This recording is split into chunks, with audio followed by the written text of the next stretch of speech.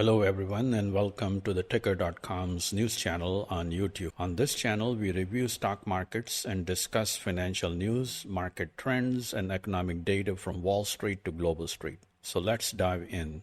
We begin our review of the global economy with key releases in the US, Europe, China, India, and Japan. Market indices in the US created a series of new highs. Political turmoil engulfed many countries in Europe in the wake of the European Union elections, and trade tensions between China and the European Union rose. The US Federal Reserve held steady its key interest rate range as widely expected and also retained its economic growth and jobless rate outlook. But the central bank also lowered the number of possible rate cuts to only one from the previous estimate of as many as 3 in March. Moreover, the pace of the consumer price inflation slowed to 3.3% in May, and the core rate of inflation slowed to a 3-year low of 3.4%. Fed policymakers have struggled over the last year in bringing down inflation from over 3% to the Fed's target rate of 2%, despite 11 rate cuts spread over 2022 and 2023. In Europe, the international trade balance rebounded in April from a year ago after exports rose at a faster pace than imports. China's consumer price inflation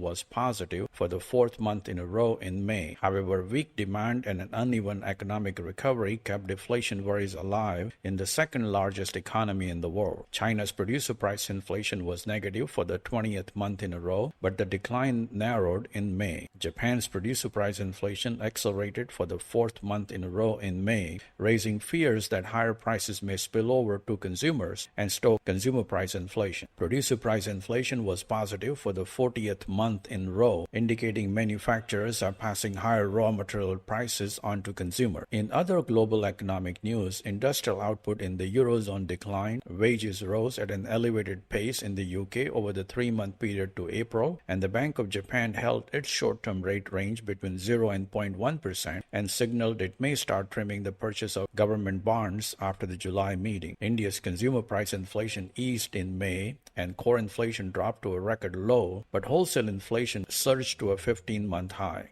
Let us review key events in global bond, currency, and commodity markets last week. The yield on the 10-year U.S. Treasury hovered below 4.2% and dropped to a 3-month low after consumer and producer price indices showed waning inflationary pressures. Crude oil prices rose 3% to $78 a barrel on the expectation of a sustained global demand growth outlook despite interest rate uncertainty in the U.S. and Europe and a fragile economic recovery in China. TTF natural gas prices advanced to a 6-month high of €36 per megawatt hour after an Australian gas facility halted production for repair, and new supplies to the European storage are limited amid an extreme heat wave in Asia. The euro edged lower to $1.07 after the French president called for a snap election, causing unexpected political turmoil with ramifications for the entire European Union. The yen dropped 158 against the US dollar after the Bank of Japan held its short-term interest rate steady and said that policymakers plan to discuss slowing purchases of Japanese government bonds.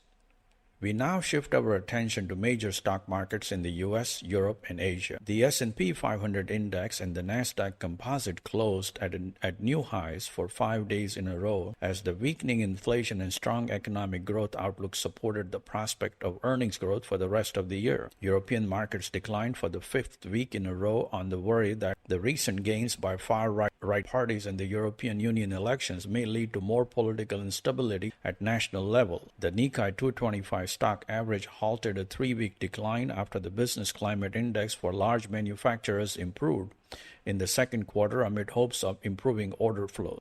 Hong Kong indices struggled amid rising trade tensions with the European Union and a lack of progress in reviving the moribund property market.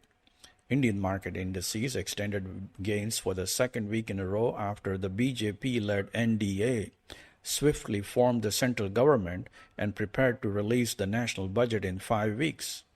Let us shift our attention to merger deals, market movers, and earnings updates from leading companies last week. Broadcom reported better than expected quarterly results and announced a 10-for-1 stock split. Oxford Industries' quarterly sales and earnings declined when the company held out for higher annual sales in its fiscal year. RH, the high-end furniture retailer, reported its third quarter decline third consecutive decline in sales and quarterly losses in a row amid challenging housing market conditions and elevated interest rates. Adobe reported better than expected quarterly results and lifted its annual outlook. French banks and insurance services providers declined for the third day in a row amid the rising possibility of extreme parties on the right and left gaining a larger share of seats in the parliament. Tesco increased more than 2% after the company reported a rise in its retail grocery sales operation. Alstom, the French railroad company, said it completed raising 1 billion euros, the final step of its 2 billion euro deleveraging plan. Wise plc tumbled 12% after the international money transfer service provider targeted lower underlying income growth in the current year.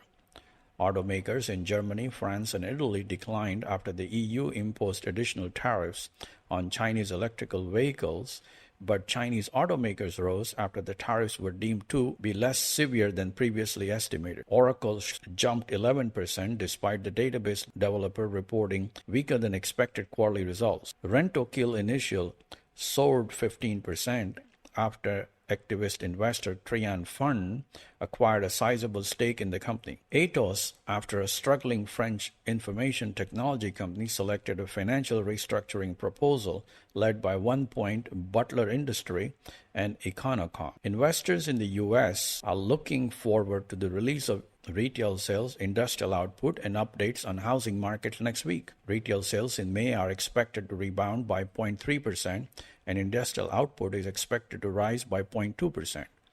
Investors are hoping that building permits, housing starts, and completions will show sustained increases, reflecting the prior month's growth rates. In Europe, the Bank of England is expected to hold steady its key policy rate at 5.25%, and the UK's consumer price inflation is expected to slow to 2%. In addition, the Norges Bank and the Swiss National Bank are also scheduled to release their monetary policy decisions. In other economic news in the region, investors are looking forward to the release of the EU's new car registration, the UK's retail sales, and Germany's producer price inflation. In Asia, China is scheduled to release industrial output, retail sales, jobless rate, and fixed asset investment growth data on Monday. The People's Bank of China is expected to hold its medium-term lending rate and loan prime benchmarks steady and announce aggregate financing growth rates in data. Ministries in China and Japan are set to release international trade balance data and inflation updates next week. You can review daily U.S. and global financial market news, stock movers, earnings releases, SEC filings, and economic updates on ticker.com and 123jump.com.